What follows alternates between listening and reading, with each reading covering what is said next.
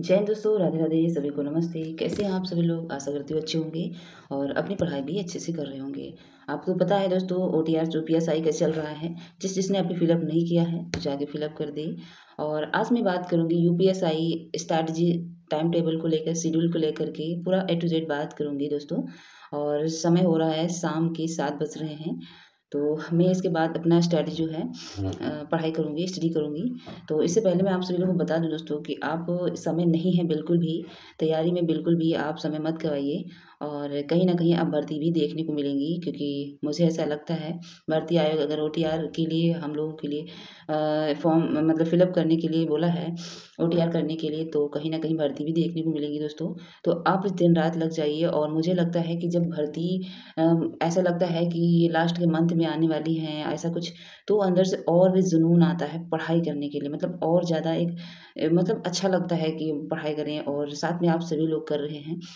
और अपना भी शेड्यूल आप शेयर करिए, और इसके साथ-साथ में ये भी बताइए कि इस वक़्त जो भी मॉक लगा रहे हैं, उनका स्कोर कैसा जा रहा है? हर सब्जेक्ट में अलग-अलग बताइएगा। आपका जीके जीएस कैसा जा रहा है? हिंदी, रीज़निंग, मैथ कैसे जा रहा है? और जीके जीएस में मूल विधि संविधान जो है, उस पे थोड़ा-सा आप बताइएगा। फिर मैं आपको बताती हूँ। वैसे तो मैंने अपना शेयर किया है, जो भी स्कोर वगैरह है ज़्यादा बेहतर नहीं है, बट अच्छा है मेरा। मैथ थोड़ी-सी वीक है, मैं उससे भी मैं कार्य करती हूँ, मैथ और जीके जीएस है दोस्तों। तो मैं आप सभी लोगों को बता दूँ शेड्यूल आपका कैसा होना चाहिए।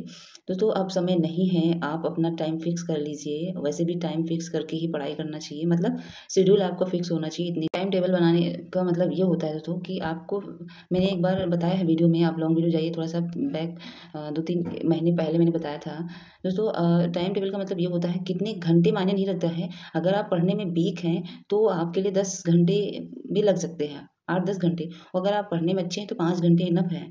मतलब अच्छे का मतलब है आपका पूरा कंप्लीट है, और आप सिर्फ़ मॉक लगा रहे हैं और अपना जो भी सब्जेक्ट में, जो भी टॉपिक में वीक हैं उसको देख रहे हैं, तो 5 घंटे इनफ है।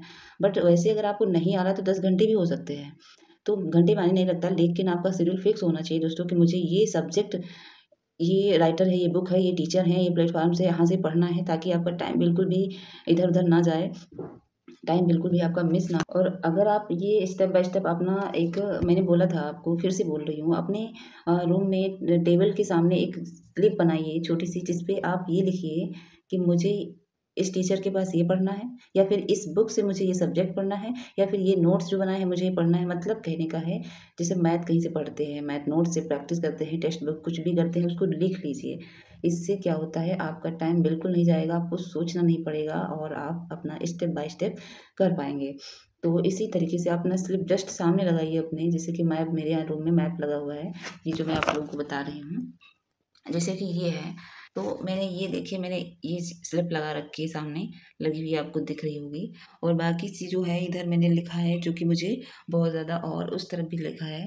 तो ये है दोस्तों, कहने का मीन्स ये है कि इस तरीके से आप जब लिख लेते हैं तो आपको बिल्कुल भी दिक्कत नहीं होती है, और इसका बहुत फ़ायदा है दोस्तों। और अपने रूम में ये लिख लीजिए, मतलब सॉरी, अपने रूम में एक स्लिप ये भी लगाइए, जिस सब्जेक्ट में आप वीक हैं, जिस टॉपिक को आपको नहीं समझ में आता है, उस पे डेली वर्क करना है, वो उसको अलग लिख कर लगा लीजिए कि मुझे ये टॉपिक इस तरीके से डेली करना है।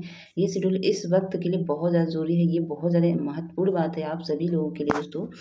क्योंकि मैं चाहती हूँ कि जितना मैं सीखी हूँ, मतलब जो मैंने गलतियाँ की है पिछला यूपीएसआई में, या फिर जितने भी एग्ज़ाम हैं, और बहुत सी चीज़ें सीख मिली है, तो कहीं न कहीं मुझे लगता है कि आप लोगों को शेयर करना चाहिए। और समझना ना समझना तो आपकी मर्ज़ी है दोस्तों।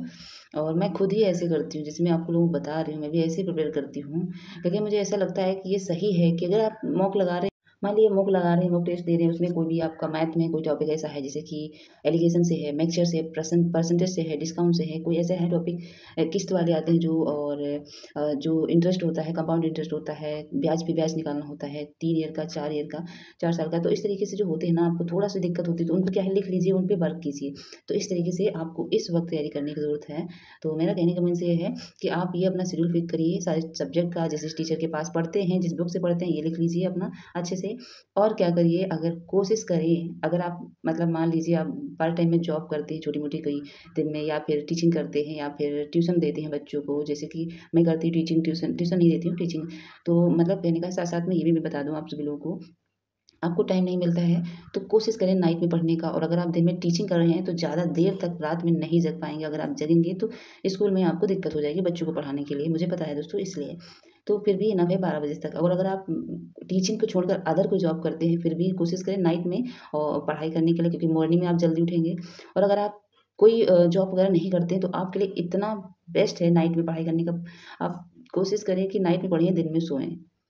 दिन में खाना खा लीजिए, सो जाइए और फिर इधर शाम के टाइम जगिए और अपना जो भी मॉक लगाइए, फिर नाइट में फिर टॉपिक वाइज़ स्टार्ट कीजिए। इस तरीके से पढ़ाई करिए अपना। और समय अब ये है कि अब समय नहीं गँवाना है, भर्तियाँ बहुत ही जल्द देखने को मिलेंगी। और मैं चाहती हूँ भगवान जी बहुत जल्दी आएँ भर्ती, ताकि और भी हम लोग पूरा जुनून के साथ में, कहीं न कहीं ऐसा लग रहा था कि शायद भर्ती इस बार टल जाएँगी, इस साल नहीं। लेकिन अब ऐसा लग रहा है कि शायद भर्ती इस बार देखने को इसी साल मिल सकती है, तो अच्छी बात है, आ जाएँ। और बस यही कहने का मीन्स आपको लोग था कि आप, अगर आपका कोई भी सवाल है तो बताइएगा मॉर्निंग में। और मैं अपना शेड्यूल आप लोगों को बता चुकी हूँ कि मैं कैसे करती हूँ सुबह मॉर्निंग से लेकर नाइट तक। मैंने बताया है, पिछला जाके 3-4 महीने पिछले का वीडियो देखिए।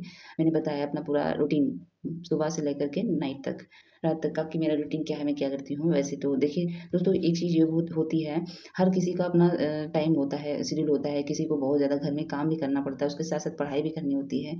तो मैं मान सकती हूँ, इसीलिए मैंने कहा कि आप अपना एक टाइम बनाइए और कोशिश करें कि जब एग्ज़ाम का टाइम हो तो थोड़ा काम-वाम पे ध्यान कम दीजिए, अपनी पढ़ाई पे ध्यान दीजिए। क्योंकि ये समय जो है वो कभी जीवन में नहीं आता है वापस, और अपनी पढ़ाई करिए। और बस यही कहने का मीन्स आप लोगों को था दोस्तों।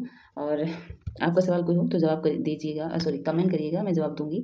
और आप अपना स्कोर ज़रूर बताइएगा कि आपका स्कोर कितना जा रहा है। उसके बाद मैं आपको कमेंट करके बताती हूँ, क्योंकि कहीं न कहीं इस बार पिछला स्कोर जो 21 का है, उससे ज़्यादा टारगेट बना के चलना है सबको, क्योंकि मुझे नहीं लगता है कि कम ही जाएगा, ज़्यादा ही जाएगा। इस बार जो मेरिट है, मेरिट की बात कर रही हूँ। तो बस आज की वीडियो में इतना ही दोस्तों। वीडियो अच्छा लगे तो प्लीज़ लाइक करना, सब्सक्राइब करना। जितने भी नए हैं, आपका कोई भी सवाल है प्लीज़ कमेंट करिएगा, मैं आपका जवाब दूँगी। Bye bye, take care.